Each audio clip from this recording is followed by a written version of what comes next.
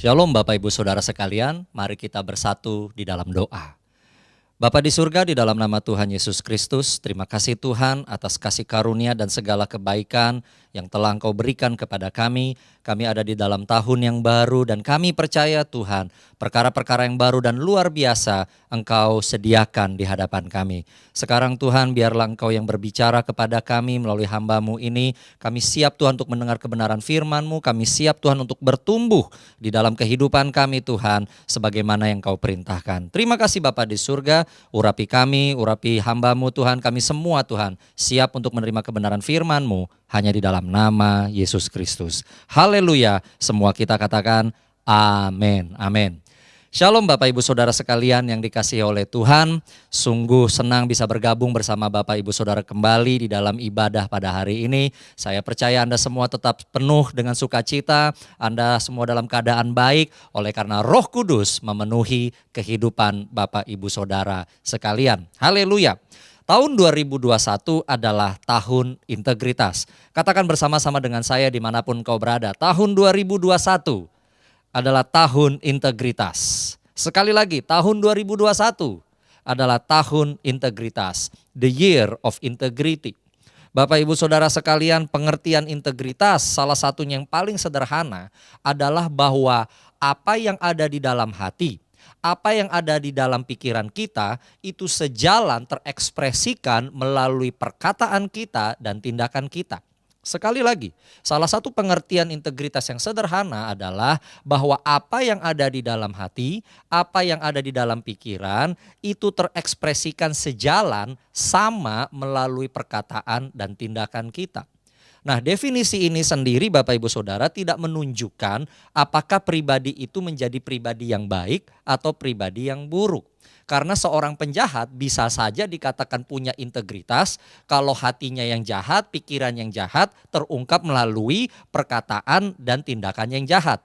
Maka dari sudut pandang definisi integritas itu pun dikatakan integritas. Sehingga kemudian menjadi pertanyaan bagi kita, bagaimana dengan integritas sebagai orang Kristen? Bagaimana dengan integritas sebagai anak-anak Tuhan? Tentu kita tahu bahwa sebagai pengikut Kristus, maka hati kita, pikiran kita, mulut dan tindakan kita harus sejalan dengan Kristus itu sendiri. Kalau kita dikatakan adalah pengikut Kristus tapi ternyata kehidupan kita, tindakan, pikiran, hati kita ini tidak sejalan dengan Tuhan Yesus Kristus, maka tidak bisa dikatakan kita adalah orang-orang Kristen yang berintegritas. Yang setuju katakan amin. Nah, Bapak Ibu Saudara sekalian, mengenai integritas ini sendiri ini adalah suatu subjek, suatu pemahaman yang sangat lebar, namun pada saat yang bersamaan dia juga bisa menjadi spesifik. Nah, Bapak Ibu Saudara sekalian, saya rindu untuk kita membuka suatu ayat, 3 ayat saja dalam Alkitab pada hari ini yang menunjukkan secara gamblang, sederhana, tapi sesuatu yang bisa kita lakukan. Seringkali ketika kita membaca firman Tuhan, kita melihatnya ini sebagai sesuatu yang tidak mungkin dilakukan. Tapi hari ini kita akan melihat bahwa sesungguhnya semua firman Tuhan, semua yang Tuhan perintahkan pasti bisa kita lakukan. Kenapa? Karena Tuhan tidak akan pernah meminta kita untuk melakukan sesuatu yang kita tidak sanggup untuk melakukannya. Dan hari ini kita akan belajar dari Mazmur apa yang menjadi sebuah tanda integritas. Apa yang harus kita lakukan secara lebih lagi di tahun 2021 ini. Bapak Ibu Saudara sekalian, mari saya ajak Bapak Ibu untuk membuka Alkitab Perjanjian Lama, yaitu dari kitab Mazmur pasal yang ke-24. Ayat 3 sampai 5. Mazmur 24 ayat 3 sampai yang ke-5. Saya akan bacakan bagi Bapak Ibu Saudara sekalian. Dikatakan di sana mulai dari ayat ketiga. Siapakah yang boleh naik ke atas gunung Tuhan? Siapakah yang boleh berdiri di tempatnya yang kudus? Orang yang bersih tangannya dan murni hatinya, yang tidak menyerahkan dirinya kepada penipuan dan yang tidak bersumpah palsu. Dialah yang akan menerima berkat dari Tuhan dan keadilan dari Allah yang menyelamatkan dia. Yang setuju dan percaya bahwa firman Tuhan memberikan kekuatan, sama-sama katakan amin. Haleluya. Bapak Ibu Saudara sekalian, 3 ayat yang sederhana terdengar ini sebenarnya sangat dalam. Dan saya rindu Bapak Ibu Saudara pada hari ini kita akan membahas ayat demi ayat. Tetapi sebelum kita membahas ayat 3, 4, dan 5, izinkan saya untuk menjelaskan dahulu konteks Mazmur 24. Bapak Ibu Saudara sekalian, Mazmur 24 ini umumnya dinyanyikan oleh para peziarah pada zaman perjanjian lama kalau mereka mau datang, mereka mau masuk ke bait Allah di Yerusalem, ya. Jadi orang biasanya nyanyikan lagu ini, ya, dan mereka bisa bersaut-sautan. Siapakah yang boleh naik ke atas gunung Tuhan? Siapakah yang boleh berdiri tempatnya yang kudus? Nanti orang akan jawab lagi, orang yang bersih tangannya, yang murni hatinya, dan seterusnya, ya. Dan sejarah menunjukkan, catatan menunjukkan bahwa Mazmur 24 ini ternyata punya saudara kembaran, kalau boleh dikatakan demikian, yaitu Mazmur 15. Jadi kalau orang baca Mazmur 24, biasanya juga akan baca Mazmur 15 dan sebaliknya, ya. Dan karena temanya juga kurang lebih sama. Nah, sekalipun ini adalah lagu nyanyian ziarah ketika orang masuk ke bait Allah di Yerusalem, tetapi Daud dipercaya sebagai pribadi yang pertama menyanyikan lagu ini, jauh sebelum berdirinya bait Allah. Alkitab mencatat bahwa anaknya Daud yaitu Raja Salomo lah yang nanti akhirnya mendirikan bait Allah. Tetapi nyanyian ini sendiri sudah dinyanyikan pertama kali oleh Daud dan para pengikutnya. Pada zaman Daud ini adalah nyanyian ucapan syukur setiap kali mereka memperoleh kemenangan. Dan tradisi Yahudi mencatat bahwa setiap kali mereka memperoleh kemenangan, mereka akan mengarak tabernakel itu, mereka akan mengarak tabut itu, mereka akan membawa tabut itu masuk ke Yerusalem dan mereka menyerukan segala kebaikan Tuhan, mereka menyanyikan Mazmur 24 ini. So Bapak Ibu Saudara sekalian, ini adalah Mazmur yang luar biasa dan memiliki syarat di dalam sejarahnya. Nah sekarang mari kita melihat ayat demi ayat. Dikatakan di dalam ayat 3, siapakah yang boleh naik ke atas gunung Tuhan, siapakah yang boleh berdiri di tempatnya yang kudus. Bapak Ibu Saudara sekalian, di sini ada 2 kata yang artinya sama. Yang pertama itu adalah gunung Tuhan dan yang kedua adalah tempatnya yang kudus. Gunung Tuhan dan tempat yang kudus pada ayat ini merujuk kepada satu titik yang sama. Pada zaman perjanjian lama itu adalah bait Allah di Yerusalem. Jadi setiap kali kita dengar gunung kudus, tempat kudus, itu kalau dalam kacamata perjanjian lama itu adalah bait Allah di Yerusalem. Tetapi sekarang kalau kita melihat di dalam kacamata perjanjian baru, maka itu juga bisa diartikan sebagai hadirat Allah. Bahkan lebih lanjut itu adalah kediaman Allah dalam kekekalan. Ya, jadi kita bisa melihat dalam 2 konteks ini, hadirat Allah atau ya bukan atau dan bahkan kediamannya di dalam kekekalan. Bapak Ibu Saudara sekalian, hadiratnya di dalam kekekalan itu juga artinya suatu kehidupan yang Allah sediakan untuk kita bisa ada bersama Dia untuk selama-lamanya. Jadi ketika kita baca lagi sekarang ayat ini di dalam konteks perjanjian baru, bisa kita katakan begini, siapa yang boleh naik atau masuk ke kediaman Allah di dalam kekekalan? Siapa yang boleh berada di tempat kekekalan itu? Nah itu dia pertanyaannya Bapak Ibu Saudara ya. Jadi ini ayat walaupun perjanjian lama tetapi sangat kuat memiliki makna eskatologis, memiliki makna masa depan. Dan ini yang menjadi suatu tuntunan bagi kita khususnya di tahun 2021 ini. Supaya kita ini melihat bukan hanya kepada apa yang di dunia, tapi mengarahkan diri kita kepada kekekalan. Hidup bersama dengan Tuhan untuk selama-lamanya. Yang mau hal itu katakan amin, haleluya. Nah kita lihat juga di dalam ayat 3 ini, ternyata bentuk ayatnya adalah pertanyaan. Yang ditanya siapa yang boleh naik ke atas gunung Tuhan, siapa yang boleh berdiri di tempatnya yang kudus. Artinya apa Bapak Ibu Saudara? Ternyata untuk masuk gunung Tuhan, untuk bisa berdiri di tempatnya yang kudus, supaya kita bisa berada di dalam kekekalan bersama dengan Tuhan, ada syarat. Karena ditanya siapa yang boleh. Ada suatu prakondisi, ada suatu requirements yang harus dipenuhi terlebih dahulu untuk orang bisa ada di tempat itu. Dan hari ini Bapak Ibu Saudara kita akan melihat berdasarkan ayat 4 Bapak Ibu Saudara, ternyata ada 4 syarat. Ada 4 syarat. Dan 4 syarat ini juga sebenarnya adalah nilai-nilai integritas yang harus menjadi ekspresi, yang harus menjadi ciri, harus menjadi sesuatu yang bisa dilihat orang lain sehingga orang katakan wow, Orang yang punya 4 ini sungguh orang Kristen yang berintegritas. Haleluya. Apa 4 syarat itu Bapak Ibu Saudara? Apa 4 hal yang harus kita lakukan supaya kita tampil sebagai pribadi-pribadi yang berintegritas? Perhatikan ayat 4. Dikatakan di sana, orang yang bersih tangannya, 1, dan murni hatinya, 2, yang tidak menyerahkan dirinya kepada penipuan, 3, dan yang keempat, tidak bersumpah palsu. Sederhana ya? Jadi gimana caranya supaya bisa ada di dalam kekekalan, ada di dalam kediaman Tuhan, bersih tangan, murni hati, tidak menyerahkan diri kepada penipuan, dan tidak bersumpah palsu. Wow, haleluya, sederhana. Tapi apakah sesederhana itu? Mari kita lihat satu demi satu. Yang pertama, dikatakan bersih tangannya.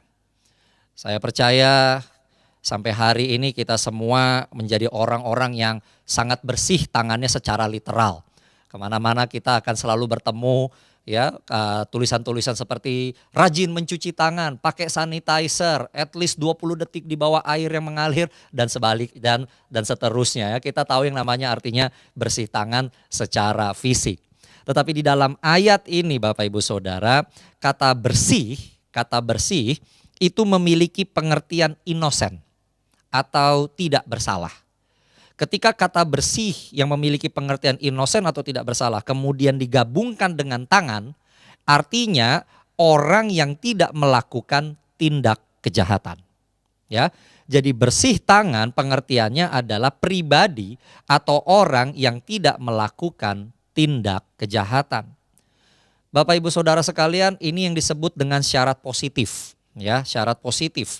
Artinya terdengar baik dan positif dan semua orang pasti akan menjadi setuju akan hal ini. Dan ini juga merupakan prinsip moral yang sangat tinggi.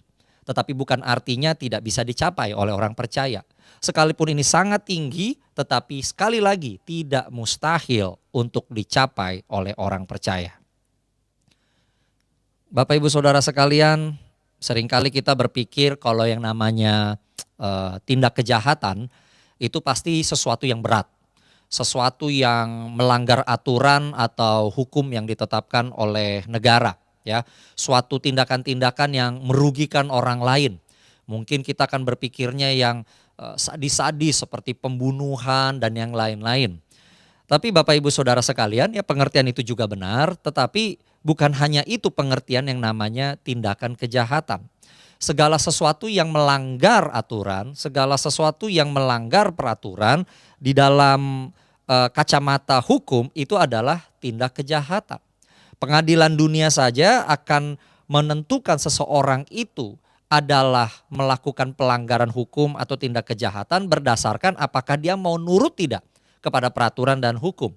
Kalau dia nurut, dia bukan pelaku tindak kejahatan. Tapi kalau dia melanggar atau terang-terangan menentang Bapak Ibu Saudara, itu dikatakan tindak kejahatan. Nah, Alkitab Bapak Ibu Saudara memandang juga hal yang kurang lebih serupa. Dikatakan bahwa kalau kita tidak melakukan apa yang firman Tuhan ajarkan, maka itu adalah suatu tindakan kejahatan di mata Tuhan. Itulah makanya Tuhan Yesus sendiri berkata, bukan orang yang berseru Tuhan, Tuhanlah yang akan mendapatkan perkenanan Tuhan, yang akan bisa menikmati kediaman Tuhan, tetapi yang melakukan perintah Tuhan. Tuhan berkata, enyahlah daripadaku engkau semua pembuat kejahatan. Dalam bahasa Inggris dikatakan lawlessness, artinya apa? Orang-orang yang gak mau ngikutin firman Tuhan, yang gak mau mengikuti hukum Tuhan, itulah yang disebut Tuhan pembuat kejahatan. Dengan kata lain, tidak bersih tangannya. Hari ini Bapak Ibu Saudara sekalian, kalau kita masih bisa merasakan hadirat Tuhan saat kita bersaat teduh, saat kita beribadah, ya. Kalau kita masih bisa merasakan, saya katakan ini sedikit dari apa yang nanti akan kita rasakan untuk selama-lamanya di dalam kehidupan kekal bersama Dia, sekalipun tangan kita ini gak bersih-bersih banget Bapak Ibu Saudara, ingatlah itu semua karena kasih karunia Tuhan. Kalau hari ini Bapak Ibu Saudara kita masih bisa merasakan hadirat Tuhan, kita bisa merasakan saat teduh yang luar biasa bersama dengan Tuhan, padahal kita tahu tangan kita nggak bersih Bapak Ibu Saudara, kita buat dosa, tapi Tuhan masih memperkenankan kita masuk hadiratnya. Saya katakan itu bukan karena kitanya orang baik, Bukan, tapi itu semata-mata karena anugerah, karena kebaikan, karena kasih Tuhan kepada kita. Tuhan tahu justru di dalam hadirat Tuhanlah seringkali kita menjadi lebih sadar bahwa kita ini orang berdosa. Kita ini sadar bahwa kita ini perlu disucikan dari waktu demi waktu. Kita ini perlu dikuduskan. Kita perlu masuk hadirat Tuhan supaya kita bisa minta ampun sama Tuhan. Tapi Bapak Ibu Saudara sekalian, akan tiba nanti waktunya ketika semua orang masuk ke dalam kekekalan, maka Tuhan hanya akan menerima orang-orang yang bersih tangannya. Bersih tangan di sini Bapak Ibu Saudara harus dilakukan sekarang. Bukan nanti di kekekalan. Bukan nanti ketika kita berhadapan dengan Sang Hakim Agung itu baru kita bilang, Tuhan ampuni aku, bersihkan tanganku Tuhan ampuni aku. Enggak, bukan nanti, sekarang. Sekarang. Dan itulah orang yang berintegritas. Kalau dia buat salah, dia ngaku salah. Kalau dia melanggar peraturan, dia ngaku melanggar peraturan. Tidak mencari pembelaan, tapi ngaku dan bertobat, minta ampun.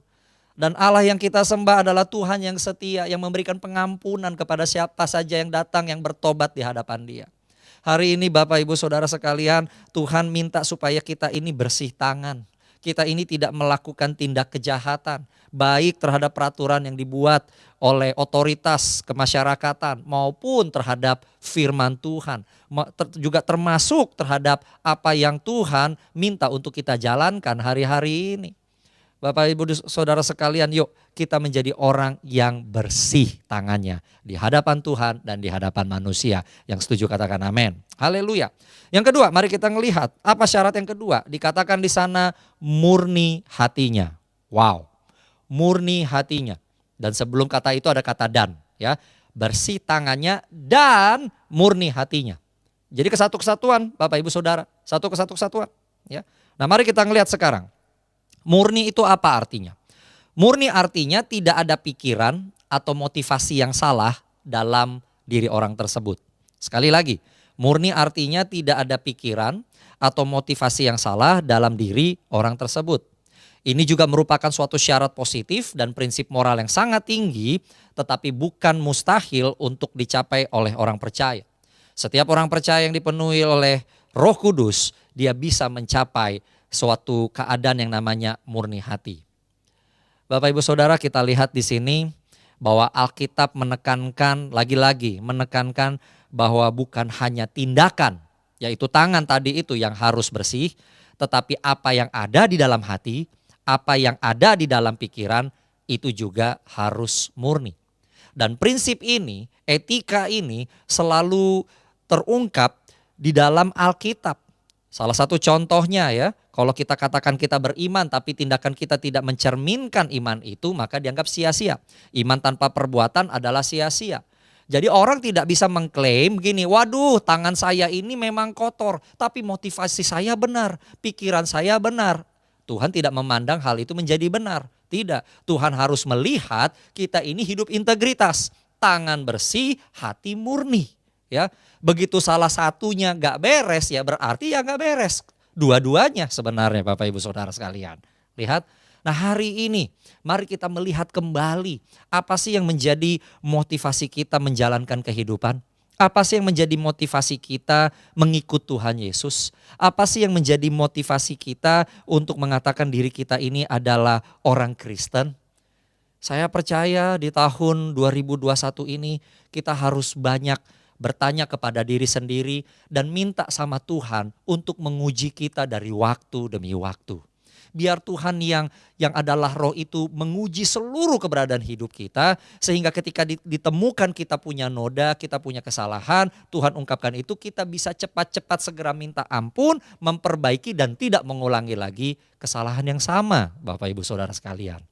Ini adalah sesuatu hal yang mungkin terdengar sukar tetapi bukan mustahil untuk dicapai. Kenapa? Karena Tuhan yang membuat syarat ini, artinya apa? Tuhan memandang kita bisa mencapai syarat ini. Yang setuju katakan amin.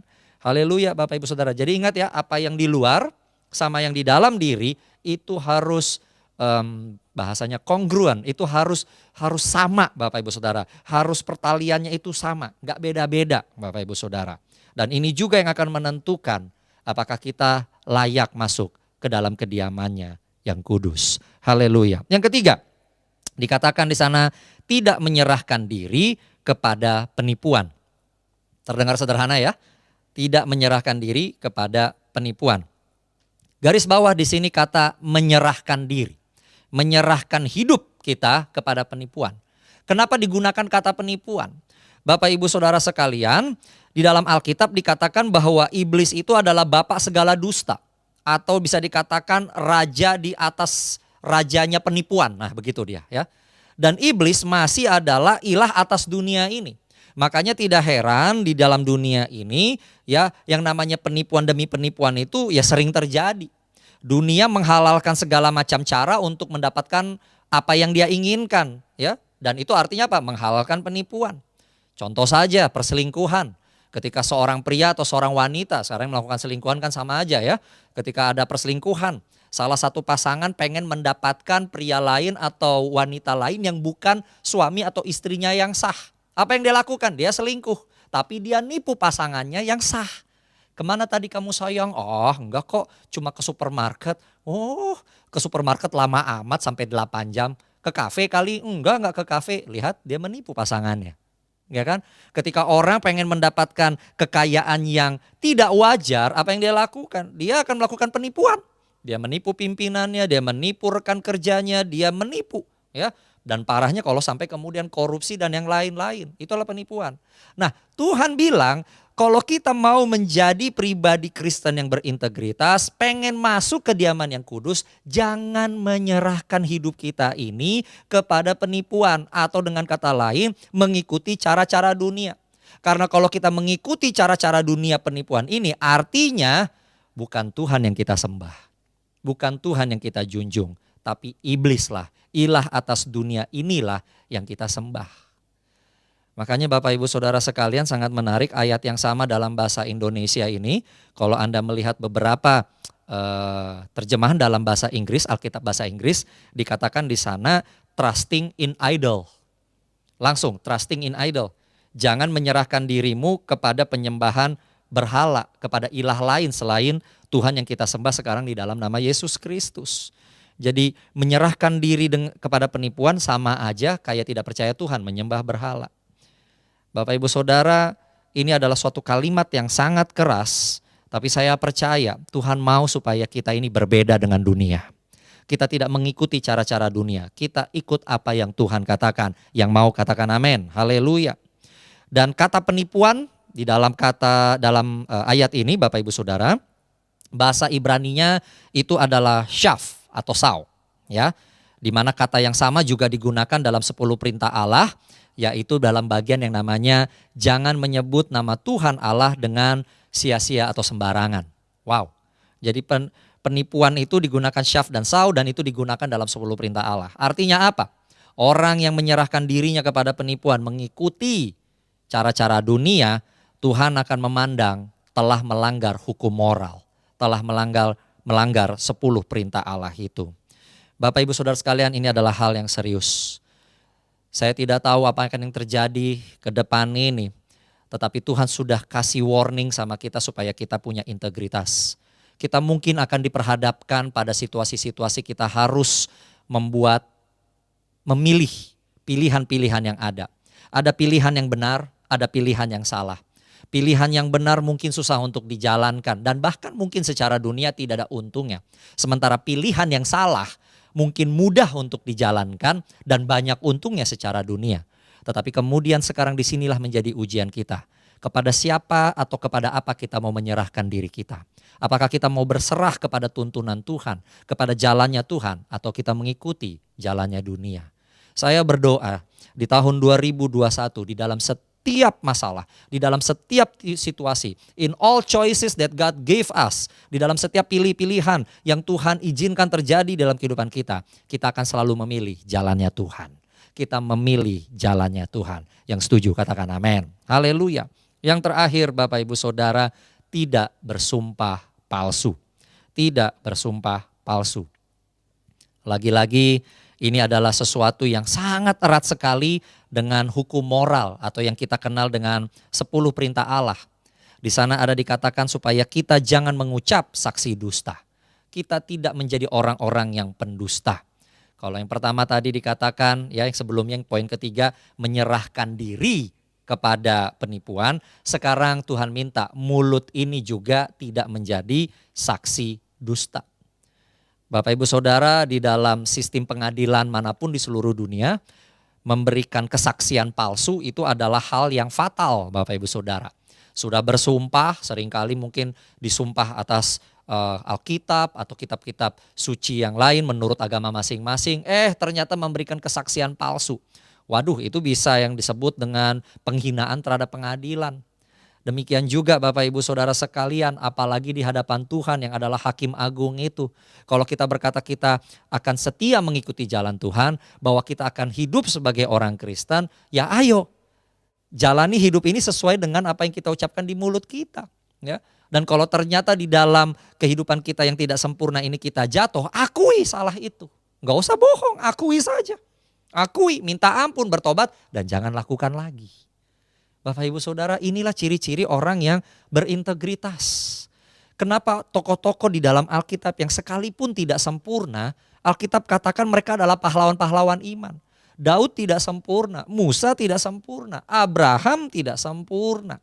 Tetapi mereka menyadari ketidaksempurnaan mereka menyadari kalau mereka ini buat salah dan mereka bertobat, Bapak Ibu Saudara. Mereka berusaha keras untuk tidak melakukan kesalahan yang sama. Dan semua mereka, Bapak Ibu Saudara, mampu melakukan hal itu. Kenapa? Karena mereka kuncinya di sini tidak menyerahkan diri kepada dunia atau kepada ilah-ilah lain, tetapi menyerahkan diri kepada Tuhan yang sudah sangat terbukti begitu mengasihi kita dan tidak akan pernah membiarkan kita sampai tergeletak. Haleluya, haleluya. Kalau engkau harus memilih hari ini Bapak Ibu Saudara, kepada siapa engkau menyerahkan kehidupanmu. Saya mau berkata, serahkanlah kehidupanmu sepenuhnya ke tangan Tuhan Yesus. Ke tangan Tuhan yang luar biasa itu. Kenapa? Karena saya sudah menyelidiki, tidak ada Tuhan, tidak ada ilah di atas muka bumi ini. Di semesta alam ini yang seperti Tuhan Yesus. Segala sesuatu yang dia pikirkan, segala sesuatu yang ada di hatinya, itu semuanya adalah tentang kita. Tentang kita. Memasuki tahun 2021 ini, saya merenungkan perjalanan rohani saya. Saya ingat waktu pertama kali saya beribadah di gereja ini. Waktu itu kita masih offline, kita belum, khususnya Jemaat Induk Senayan, kita belum di JCC. Kita masih waktu itu namanya Wisma Karsa. Saya datang ke sana, saya karena terima warta jemaat dari teman di kuliah, saya lihat alamatnya, ya kan, dan saya dengar waktu itu lagu-lagunya keren-keren semua. Motivasinya pengen cari lagu rohani keren. Sebenarnya waktu itu hanya itu aja, ya kan. Tapi ternyata Tuhan punya rencana yang lain, sekarang saya jadi pendeta malah, haleluya. Dan saya ingat waktu saya pertama kali hadir waktu itu duduk ya, orang sudah banyak, duduknya juga bingung, ada istilahnya kursi baso, duduk di situ ya udah duduk aja. Tapi kemudian pada hari itu adalah juga hari di mana Pastor Niko berkhotbah. Dan lagu yang dinyanyikan itu menjadi lagu yang membuat saya terenyuh sampai hari ini. Lagu yang dinyanyikan adalah begini, maaf kalau saya agak sedikit lupa-lupa urutannya. Tapi lagunya begini. Ku di tanganmu, ku di hatimu, di pikiranmu, di rencanamu, tak pernah ditinggalkan. Saya merenungkan kata-kata itu dan sampai hari ini setiap kali saya menyanyikan lagu itu mata saya akan selalu berkaca-kaca. Ini Tuhan yang luar biasa loh. Tuhan yang bisa melakukan segala-galanya, Tuhan yang bisa memikirkan apa saja yang dia mau. Tetapi dia memilih untuk meletakkan Anda, meletakkan saya, meletakkan kita semua dalam pikirannya, dalam hatinya, di dalam rencananya. Segala sesuatu yang Tuhan buat itu selalu melibatkan kita di dalam pemikirannya, di dalam pertimbangannya. Padahal kita ini gak sempurna. Manusia seringkali itu mengecewakan dia, tetapi dia melihat bahwa kita diciptakan menurut rupa dan gambarnya. Ada suatu benih ilahi yang dibuat di dalam kita dan Tuhan melihat kamu mampu untuk hidup sebagai insan ilahi. Tapi sekarang itu adalah pilihan, apakah engkau mau mengikuti apa yang Tuhan rencanakan dalam hidup kita atau kita memilih ilah yang lain. Dan hari ini Bapak Ibu Saudara sekalian, saya mau katakan hari ini pilihlah untuk tetap setia kepada Tuhan dan menyerahkan hidupmu kepada Tuhan. Karena keempat syarat ini bersih tangan, murni hati, tidak menyerahkan diri kepada penipuan dan tidak bersumpah palsu, semuanya ini baru bisa dilakukan kalau kita menempatkan Yesus Kristus sebagai Tuhan dan juru selamat pribadi dalam kehidupan kita. Manusia dengan kekuatannya sendiri tidak mungkin bisa jalankan empat hal ini. Tetapi orang yang percaya kepada Tuhan dan orang yang dipenuhi oleh Roh Kudus, dia akan dimampukan untuk melakukan keempat hal ini. Bapak Ibu Saudara sekalian, kita belum terlalu jauh masuk tahun 2021. Dan hari ini Roh Kudus menuntun saya, siapapun Anda, dimanapun Anda berada, apakah Anda orang yang sudah percaya kepada Tuhan Yesus atau yang belum sepenuhnya percaya kepada Dia, mari jangan lewatkan kesempatan pada hari ini untuk Anda mengatakan kepada Tuhan Yesus, Tuhan, aku orang berdosa. Upah dosa ialah maut, mati, masuk neraka. Tapi aku Tuhan mau mengaku aku buat dosa, aku mau bertobat di hadapan-Mu. Aku mau menerima kasih karunia-Mu. Aku mau mengakui Engkau adalah Tuhan dan juru selamat pribadi. Supaya aku bisa masuk tempat kediaman-Mu yang kudus. Kalau engkau belum pernah melakukan hal itu dalam hidupmu, maka hari ini saya mengajak engkau semua untuk berdoa semacam itu di hadapan Tuhan sekarang. Kalau engkau sudah menyatakan bahwa Yesus Kristus adalah Tuhan dan Juru Selamatmu secara pribadi, maka juga tetap berdoa bersama dengan saya sebagai tanda pernyataan iman bahwa tahun 2021 dan bahkan hari-hari selanjutnya, kalau sampai Tuhan Yesus datang untuk menjemput kita, kita akan tetap menyatakan Dialah Tuhan dan Juru Selamat kita secara pribadi.